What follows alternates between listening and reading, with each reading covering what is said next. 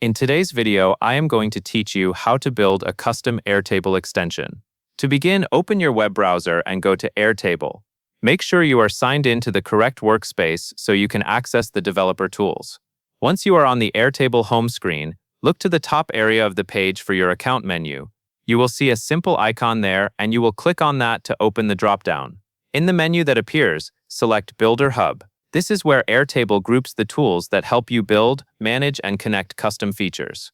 After you enter the Builder Hub, look for the option called Personal Access Tokens, and click it. Personal access tokens are used to authenticate tools you build and connect back to Airtable, so it is important to handle them carefully and only grant the permissions you truly need. Next, click Create Token. You may see another Create Token button on the next screen as well, and you will click it again to move into the token setup flow. Take your time here so you are clear on what you are creating, because this token is what your extension will use when it needs authorized access. Once you are in the token creation area, choose Custom Extensions.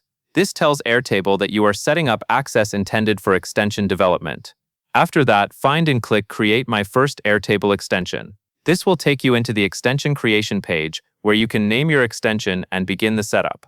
Now click into the name field where the text will be highlighted so you can replace it. Type the name highlight. If the name is requested more than once, type highlight again to confirm it exactly as you want it displayed. Keeping the name consistent helps you identify the extension later, especially if you create more than one. Finally, click Create Extension. Airtable will generate your new custom extension and bring you into the environment where you can continue building. That covers everything you need to know.